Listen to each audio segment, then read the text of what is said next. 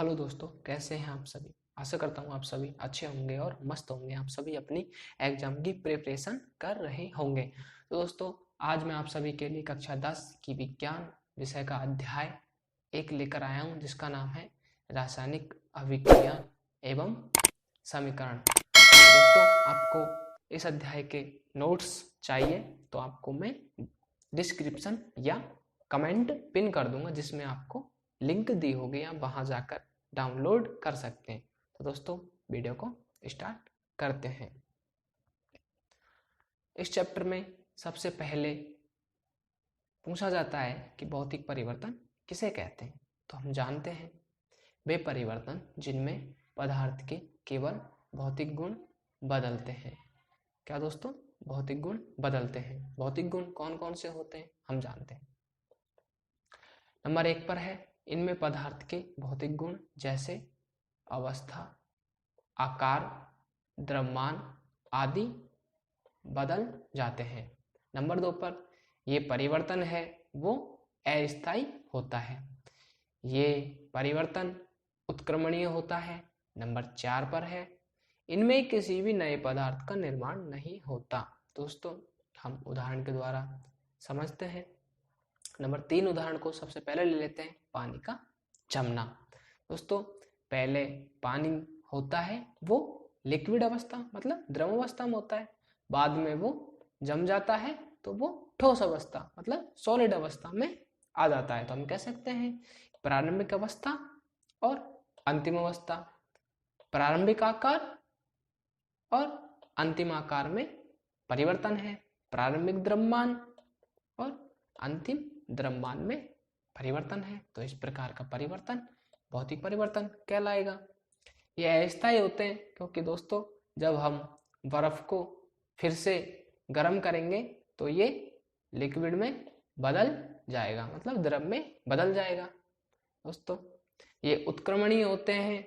हम फिर से बर्फ को ठंडा करेंगे तो ये फिर से द्रव अवस्था में ना बदलकर ठोस अवस्था में बदल जाएगा। इसमें नए पदार्थ का कोई निर्माण नहीं होता। दोस्तों, वही बर्फ से पानी, पानी से बर्फ, यही प्रोसेस चलती रहती है कंटिन्यू। दोस्तों, बढ़ते हैं नेक्स्ट स्लाइड पर। उससे पहले हम जानेंगे शक्कर का पानी में घुलना और कांच का टूटना। ये भी भौतिक परिवर्तन के उदाहरण हैं। रासायनिक परिवर्तन वे परिवर्तन जिनमें पदार्थ के भौतिक गुणों के साथ साथ रासायनिक गुण और संगठन भी बदल जाते हैं, रासायनिक परिवर्तन कहलाते हैं। दोस्तों, रासायनिक परिवर्तन में भौतिक गुण तो बदलेंगे, साथ में रासायनिक गुण और संगठन भी बदलेंगे। जानते हैं कि रासायनिक गुण कौन कौन से हैं। इनमें पदार्थों के रासायनिक गुण और संगठन बदलते हैं। नंबर 2 पर, ये स्थायी होते हैं। नंबर 3, ये अनुत्क्रमणीय होते हैं। और नंबर 4, इनमें एक या एक से अधिक नए पदार्थों का क्या होता है दोस्तों? निर्माण होता है। जानने का प्रयास करते हैं उदाहरण की सहायता से। दूध से दही बनना।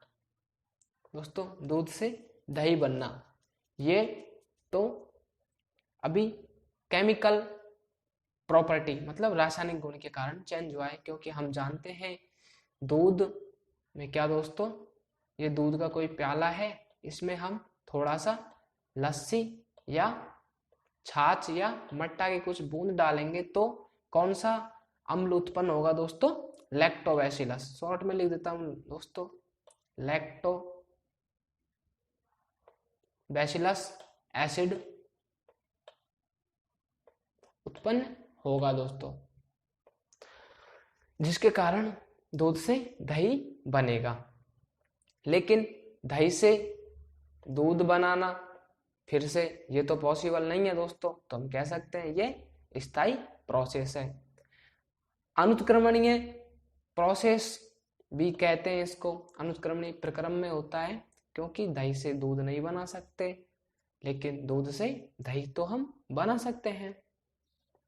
अब बात करते हैं इनमें एक से अधिक नए पदार्थ बन सकते हैं। भाई, हमें पता है दूध है, उसमें हमने छाछ डाली या मट्ठा डाला, उसके कारण लैक्टोबैसिलस अम्ल उत्पन्न हुआ, जिसके कारण दही बन गया, न तो नया पदार्थ का निर्माण हो गया।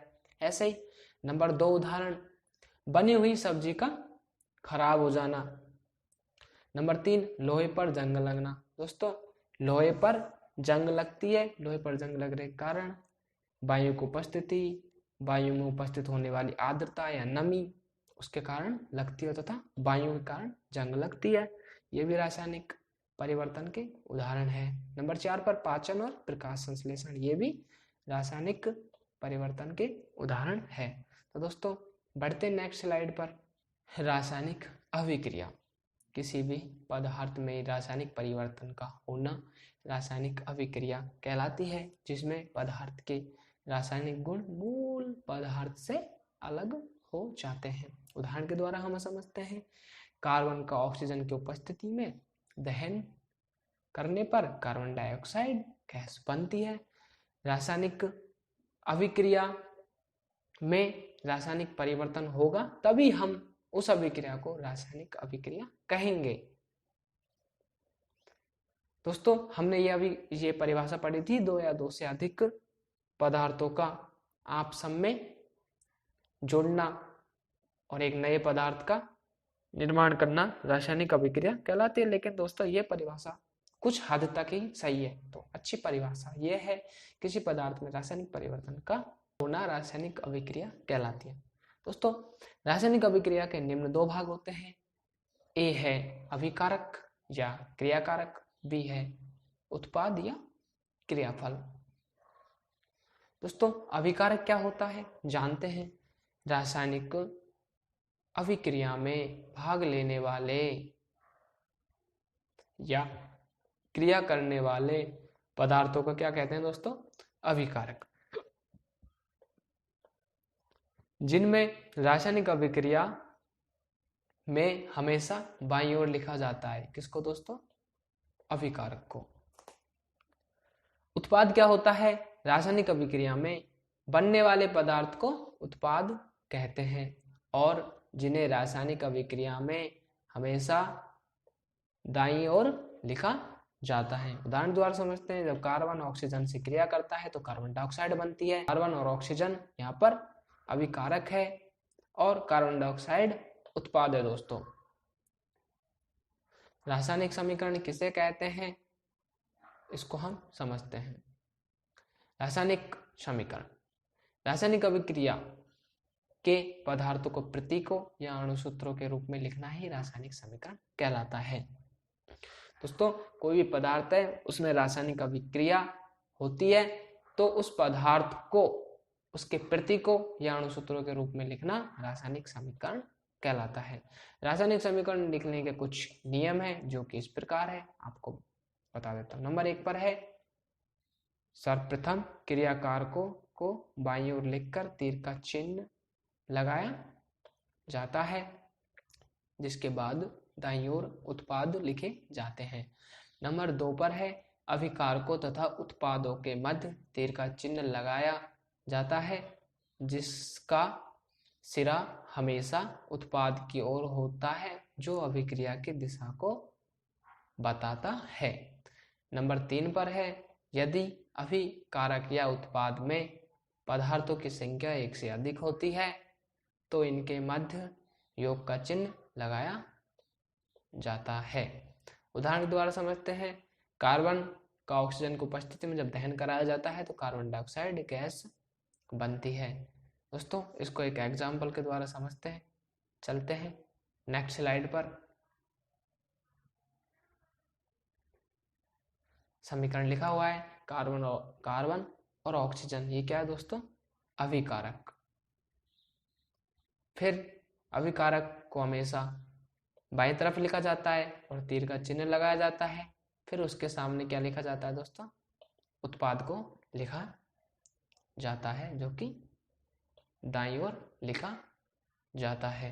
तो यही रासायनिक अभिक्रिया के समीकरण को लिखने का तरीका है। दोस्तों आपको इस प्रेजेंटेशन की पीपीटी आपको डिस्क्रिप्शन लिंक या कमेंट में लिंक दी होगी, वहां जाकर आप क्या कर सकते हैं दोस्तों? डाउनलोड कर सकते हैं। क्या दोस्तों? डाउनलोड कर लेना और अपने खुद से पढ़ने का ट्राई करना है, रिवीजन करना। दोस्तों चलते हैं नेक्स्ट स्लाइड पर। रासायनिक अभिक्रिया द्रव्यमान संरक्षण नियम का पालन करती है, तो हम जानने का प्रयास करेंगे। जैसे कि एक अभिक्रिया है आपके सामने जिसका समीकरण लिखा हुआ है, कार्बन ऑक्सीजन से क्रिया करती है, कार्बन डाइऑक्साइड बनाती है। कार्बन का अणुभार 12 होता है, ऑक्सीजन का अणुभार 16 होता है। देखते हैं 6C12, 6 यहाँ पे 6 है वो परमाणु क्रमांक है किसका, कार्बन का, और 12 है वो अणुभार है। ऐसे ही ऑक्सीजन का परमाणु क्रमांक 8 है और अणुभार दोस्तों 16, क्या दोस्तों 16। तो 12 + 32 = 44। दोस्तों 32 कहाँ से आया, ऑक्सीजन का 16 होता है, इसमें 2 अणु हैं तो 2 से मल्टीपल कर दिया दोस्तों, क्या कर दिया, मल्टीपल, गुणा कर दिया। ऐसे ही सेम इस तरफ भी होगा, उत्पाद की तरफ भी यही प्रोसेस है। तो उपरोक्त उदाहरण से स्पष्ट है क्या कि 44 = 44, मतलब रासायनिक अभिक्रिया द्रव्यमान संरक्षण नियम का पालन करती है। दोस्तों चलते हैं नेक्स्ट स्लाइड पर। तो दोस्तों शब्द समीकरण किसे कहते हैं, जब किसी रासायनिक अभिक्रिया में पदार्थों को उनके प्रतीकों या अणुसूत्रों के रूप में नहीं लिखकर शब्दों के रूप में लिखे जाते हैं तो उसे शब्द समीकरण कहते हैं। जैसे कि मैग्नीशियम का प्रतीक Mg होता है, क्या दोस्तों, Mg होता है, ऑक्सीजन का O होता है। तो इनको हिंदी के शब्दों में लिखा है, जैसे मैग्नीशियम और ऑक्सीजन। तो ये जब क्रिया करती है तो मैग्नीशियम ऑक्साइड बनाती है। ये अभिकारक है, ये उत्पाद है। दोस्तों अभिकारक बाईं तरफ और उत्पाद दाईं तरफ। दोस्तों बढ़ते हैं नेक्स्ट स्लाइड पर। संतुलित रासायनिक समीकरण किसे कहते हैं, वे रासायनिक समीकरण जिनमें अभिकारकों तथा उत्पादों में उपस्थित परमाणुओं की संख्या समान होती है संतुलित रासायनिक समीकरण कहलाते हैं। दोस्तों अभिकारक और उत्पादों में उपस्थित परमाणुओं की संख्या समान होती है। जैसे कि Mg के कितने परमाणु यहाँ पर, 2। देखो दोस्तों MgS के कितने परमाणु हैं, 2। ऐसे ही ऑक्सीजन के कितने अणु हैं, कितने परमाणु दोस्तों यहाँ पे, 2। ऐसे ही मैग्नीशियम ऑक्साइड, इसके कितने परमाणु अणु हैं यहाँ पर दोस्तों, देख सकते हैं 2। अब हो गया है तो संतुलित समीकरण की बात। संतुलित समीकरण हमेशा द्रव्यमान संरक्षण नियम का पालन करता है। नंबर 3 या हाईलाइट बिंदु लिखा है, असंतुलित रासायनिक समीकरण को कंकाली समीकरण कहते हैं। दोस्तों आशा करता हूं कि आपको समझ आ रहा होगा। दोस्तों चलते हैं नेक्स्ट स्लाइड पर।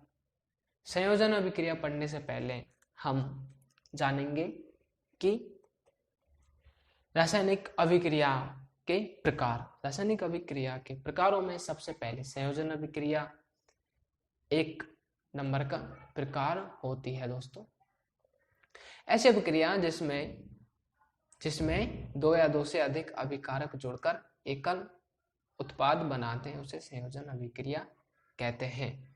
दोस्तों A और B यहाँ पे अभिकारक है, मतलब 2 अभिकारक हैं जो एक दूसरे से क्रिया कर उत्पाद C का निर्माण करते हैं। उदाहरण के द्वारा समझते हैं, हाइड्रोजन और ऑक्सीजन जब क्रिया करती है तो जल बनता है। ऐसे कैल्शियम हाइड्रोक्साइड और कार्बन डाइऑक्साइड क्रिया करती है तो कैल्शियम कार्बोनेट बनता है और जल बनता है उत्पाद के रूप में। इस अभिक्रिया में अभिकारकों का समान योग होता है, इसलिए योगात्मक अभिक्रिया कहते हैं। तो दोस्तों आज की वीडियो में इतना ही। आशा करता हूं कि आपको समझ में आया होगा। दोस्तों आप सभी के सामने नेक्स्ट पार्ट 1st चैप्टर का लेकर बहुत जल्द आने वाला हूं। तब तक आप इस वीडियो को लाइक एंड शेयर सब्सक्राइब जरूर करें।